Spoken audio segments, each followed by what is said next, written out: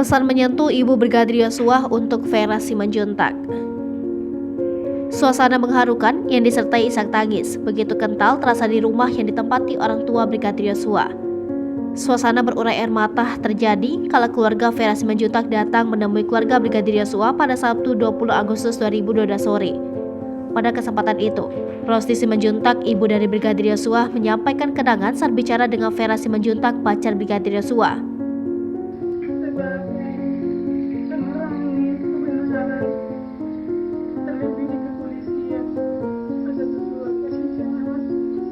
Saat awal memberikan sepatah kata untuk kehadiran keluarga Vera dari Merangin, Rosti terlihat tegar. Namun begitu menyebut nama Vera, gadis yang dulu jadi calon menantunya, tangisnya langsung pecah. Ibu Yosua itu mengenang pernah berbicara dengan Vera menanyakan kesanggupannya menunggu Yosua yang lagi tugas di Jakarta. Vera pun menjawab bahwa dia sanggup menunggu Yosua hingga melamarnya jadi istri. Hari berlalu, dua insan yang saling mencintai itu ternyata tidak berjodoh. Brigadir Yosua Huta Barat alias Brigadir J lebih dahulu menghadap Sang Pencipta setelah jadi korban pembunuhan berencana yang diduga didalangi Ferdy Sambo.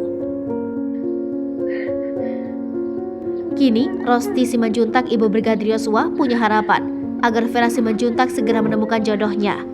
Rosti juga mengungkapkan rasa terharu untuk kasih sayang dari ayah dan ibu Vera Simanjuntak yang telah mengutus keluarga ke Sungai Bahar.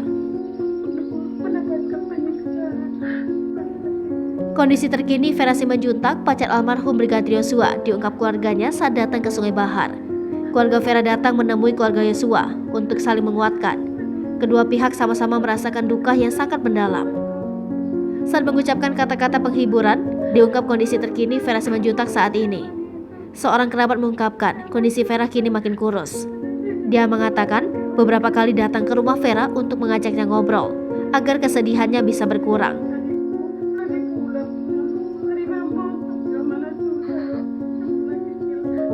Dia pun menyebut bahwa Tuhan Maha Tahu dan akan terungkap semua pada waktunya.